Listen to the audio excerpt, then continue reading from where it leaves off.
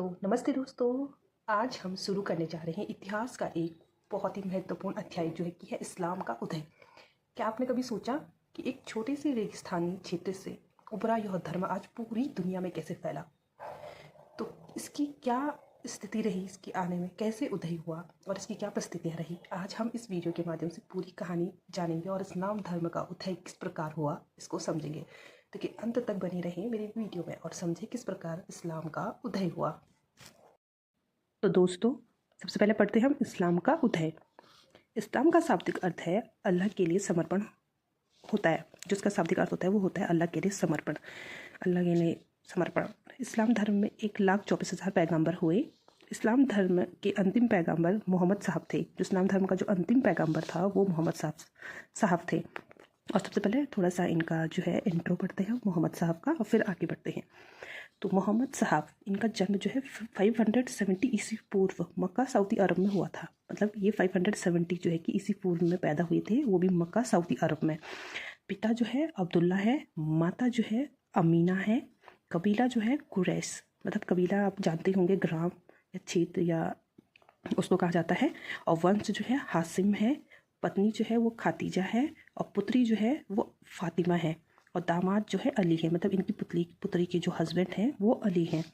और चाचा जो है अबू तालिब है, जिन्होंने इनकी पालन पोषण करा जब इनके माता पिता की डेथ हो गई थी। तो अब आगे बढ़ते हैं और आपको और बताते हैं।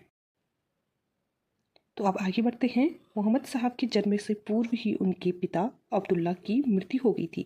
मतलब जब वो पैदा हुए तब उनके पिता जो है कि मृत्यु हो गई थी उनकी। ये 6 वर्ष के हुए तब इनकी माता अमीना की भी मृत्यु हो गई।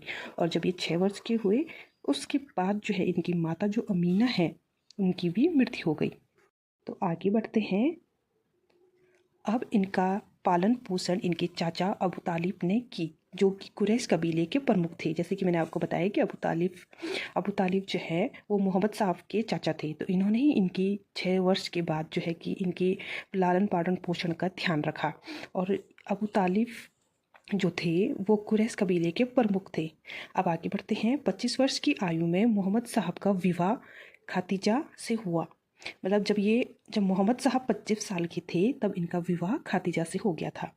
इनकी एक पुत्री थी जिनका नाम फातिमा था। इनकी उसके बाद एक पुत्री हुई और उनका नाम जो है वो फातिमा था। मोहम्मद साहब अपने चाचा अबू तालिब के कार्यों में सहयोग करते थे। मोहम्मद साहब जो है कि अबू तालिब जो उनके चाचा हैं उनके कार्यों में सहायक करते थे, जैसे कि बकरी चराना हो गया, उनके अन्य कार्य जो थे उनमें सहायक करते थे। और 40 वर्ष की आयु में जब मोहम्मद साहब हीरा पहाड़ियों की गुफाओं में ध्यान मग्न थे तब अल्लाह के देवदूत जिब्राइल ने उन्हें अल्लाह का पैगंबर सुनाया। मतलब जब मोहम्मद साहब जो है 40 साल के हुए तब ये हीरा नामक पहाड़ी पे गए। तब ध्यान लगा के सुनिएगा, हीरा नामक पहाड़ी पे गए और ये ध्यान मग्न, जब वहाँ की गुफाओं में ये ध्यान मग्न थे तब अल्लाह के देवदूत, जो कि देवदूत कौन थे? जिब्राइल थे। उन्होंने अल्लाह का पैगंबर जो है कि मोहम्मद साहब को सुनाया, जिस कारण मोहम्मद साहब को रसूल यानी देवदूत, नबी यानी सिद्ध पुरुष तथा पैगंबर कहा जाने लगा। रसूल जो है कि वो देवदूत को कहते हैं, नबी जो है वो सिद्ध पुरुष तथा उनको पैगंबर भी कहा जाने लगा। अब आगे बढ़ते हैं। अब मोहम्मद साहब ने इसका प्रचार प्रसार करना शुरू करा। जो मोहम्मद साहब थे उसके बाद जो उन्होंने अल्लाह का पैगंबर था वो लोगों तक प्रचार प्रसार करना शुरू किया, लेकिन अपने कबीले के साथ इनके मतभेद हो गए। जो इनका कबीला था कुरैश, उसके साथ जो है इनका मतभेद हो गया, जिस कारण 16 जुलाई 622 ईस्वी को मोहम्मद साहब मक्का से मदीना गए। मतलब ये डेट जो है बहुत इंपॉर्टेंट है, इसको भी याद कर लेना है। जो 16 जुलाई 622 ईस्वी पूर्व मोहम्मद साहब जो है मक्का से मदीना के लिए निकल गए। यह घटना हिजरी कहलाई। जब ये मक्का से मदीना गए तो इस घटना को जो है हिजरी कहा जाने लगा तथा इसी दिन से हिजरी संवत की शुरुआत हुई। और इसी दिन से क्या हुई? हिजरी संवत की शुरुआत हुई। तो इसलिए ये डेट बहुत इंपॉर्टेंट है। यह पूछ सकता है कि हिजरी संवत की शुरुआत किस डेट को हुई, तो आप बताओगे 16 जुलाई 622 ईस्वी पूर्व। तो आगे बढ़ते हैं। मदीना में अबू बकर इनकी अनुयायी बने। जो अबू बकर थे वो मदीना में मोहम्मद साहब के क्या बन गए? अनुयायी बन गए तथा उन्होंने ही कुरान की रचना की। जो कुरान की रचना की है वो अबू बकर ने करी है। और पूछते हैं कि कुरान की रचना किसने करी है?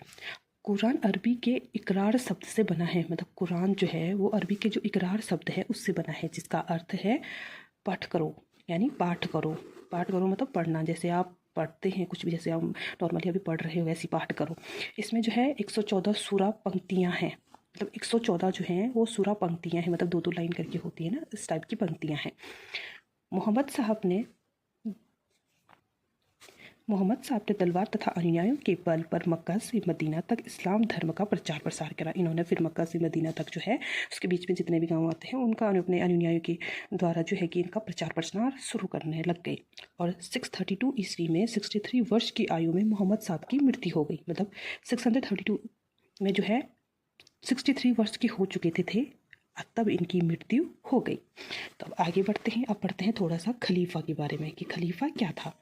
मोहम्मद साहब की मृत्यु के बाद इस्लाम धर्म में खलीफा का पद सृजित किया गया, मतलब जब मोहम्मद साहब मर गए, जब उनकी मृत्यु हो गई, उसके बाद जो है कि खलीफा की इन्होंने उपाधि सृजित कर दी, यानी बना दिया एक नया पद, जो इस धर्म का सबसे प्रमुख होता था। मतलब जो ये इस्लाम धर्म है इसका जो प्रमुख होता था उसको खलीफा कहा जाने लगा, तथा सामाजिक नियम बना सकता था। जो खलीफा था वो सामाजिक नियमों को बना सकता था, लेकिन कुरान में वो कोई भी परिवर्तन या कुछ भी नहीं कर सकता था, अपनी तरफ से ऐड नहीं कर सकता था। अब थोड़ा सा शॉर्ट में देखते हैं। सबसे पहले अबू बकर, उसके बाद उमर, उसके बाद उस्मान, उसके बाद अली, उसके बाद मुआविया।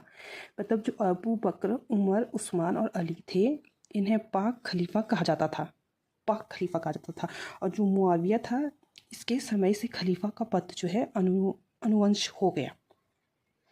और अब आपको बताते हैं खलीफा अली के समय से इस्लाम 2 भागों में डिवाइड हो गया था। एक हो गए थे शिया जो कि कट्टर थे, जो मुस्लिम धर्म को कट्टर तरीके से मानते थे। एक है सुन्नी जो कि उदारवादी होते थे।